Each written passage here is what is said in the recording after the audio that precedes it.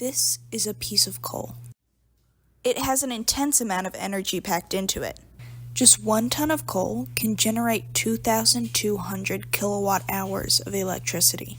That's enough to power a refrigerator for about 2 years. Humans have been using coal for thousands of years, but that much condensed energy comes with some serious consequences. This is how coal harms us at every step.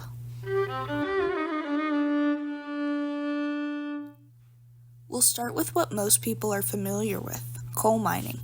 Underground or subsurface mining involves carving out a mine below the surface. The coal, rock, and soil all have to be brought back out of the mine in order to be processed. Underground mining also requires ventilation to bring oxygen to the workers and to disperse the dangerous gases and dust produced. Without ventilation, or even with poor ventilation, miners can suffer from respiratory issues. It can also increase the risk of fires and explosions. Rockfalls and roof cave-ins are another danger of underground coal mining. But what about surface mining? Surface mining entails removing the layers of soil and rock to expose the coal seams and scrape it out. Surface mining is the more noticeably damaging one, as it involves clearing whatever forest or grassland was previously there. It also creates a large canyon and displaces whatever wildlife relied off the land. According to the U.S. Bureau of Labor Statistics, coal mining had 19.6 fatalities per 100,000 full-time workers in 2021. This statistic does not include the risk of dying from lung cancer, cardiovascular diseases, and other illnesses gained from working in or living by a coal mine. Whatever mining process you use, there are serious risks to workers and the environment. Next is processing. It's an often overlooked part of coal, but it is no less dangerous. The coal needs to be crushed or grinded into small enough pieces, and this can spread particulate matter in the air and pose a risk to anyone exposed. The now ground up coal may need to be washed as well. Most coal contains some level of sulfur, which can be extremely dangerous if left in the coal, but we'll get back to that later. For now, let's just remove the sulfur and any other impurities. We'll do this through washing, sometimes in just water, other times in chemical baths. One of the chemicals used is MCHM. It put 20 people in the hospital in January of 2014 after a coal processing plant had a spill from one of its storage tanks. Workers are exposed to these kinds of chemicals every day and often do not have the proper protection. Alfred Ray Price was a former coal processor. He recalls when he sprayed the coal cars with antifreeze in the winter. Quote, "By the time I would get through spraying the cars, I would be soaking wet with it. Actually, it would be running down my throat. It was a real sweet taste." Price had to stop working at the age of 47 due to health problems. It's not just workers who are at risk. That MCHM spill in 2014 got into the water system and left 300,000 West Virginian residents without safe drinking water. Look guys, it has been an extremely long day. I'm having a hard trouble talking at the moment.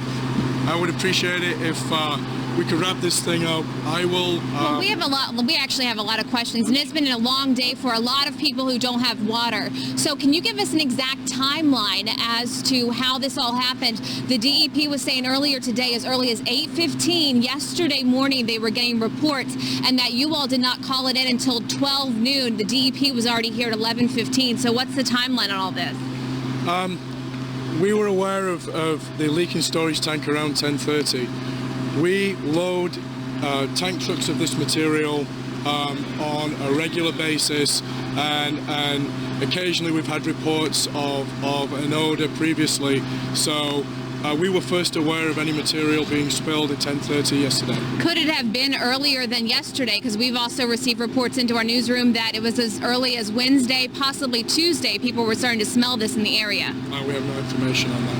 Are there no systems in place to alert you of a leak at your facility other than a smell? At this moment in time, I think that's all we have time for. So thanks for coming. Thanks for your time. We have more questions. Hey. No, we're not done. You're not done. We're not done. No. Anyone else have any other questions? Even the water used to wash the coal is dangerous because it contains all the impurities and heavy metals extracted from the coal.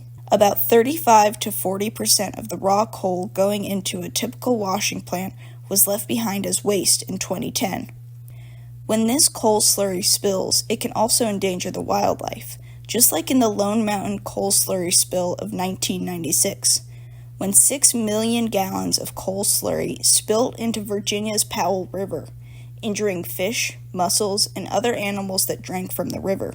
Through making the coal viable, we put many people and the environment in danger. The washed and ground up coal is shipped to customers and burned. When the coal is burned, it releases gaseous, liquid, and solid waste. One of these byproducts is sulfur dioxide.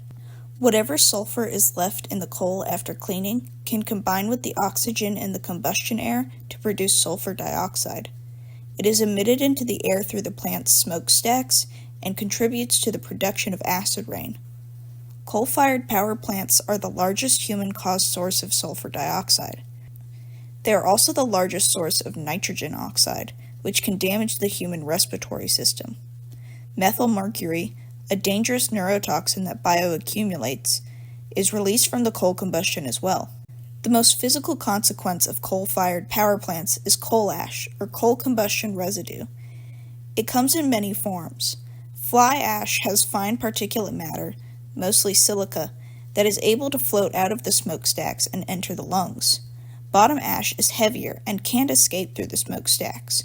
Boiler slag is bottom ash that has melted and turns into glassy pellets once cooled. Coal ash contains things like mercury, cadmium, and arsenic, all very dangerous to any organism exposed to it. It also poisons the environment.